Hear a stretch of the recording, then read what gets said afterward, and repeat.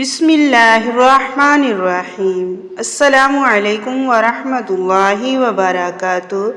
حضرت انس رضی اللہ تعالیٰ عنہ کہتے ہیں کہ رسول اللہ صلی اللہ علیہ وسلم نے فرمایا، آپس میں قطع تعلق نہ کرو، ایک دوسرے سے بے رحمی نہ اختیار کرو، باہم دشمنی و بغض نہ رکھو، ایک دوسرے سے حسد نہ کرو، اللہ کے بندو آپس میں بھائی بھائی بن جاؤ۔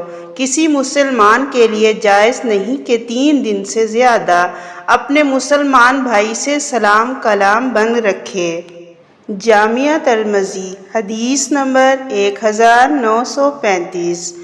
حضرت عبداللہ بن عمر رضی اللہ تعالیٰ عنہ کہتے ہیں کہ رسول اللہ صلی اللہ علیہ وسلم نے فرمایا، صرف 2 آدمیوں پر رشک کرنا چاہیے، ایک اس آدمی پر جس کو اللہ تعالیٰ نے مال دیا اور اس میں اس سے رات دن اللہ کی راہ میں خرچ کرتا ہے، دوسرا اس آدمی پر جس کو اللہ تعالیٰ نے علم قرآن دیا اور وہ رات دن اس کا حق ادا کرتا ہے۔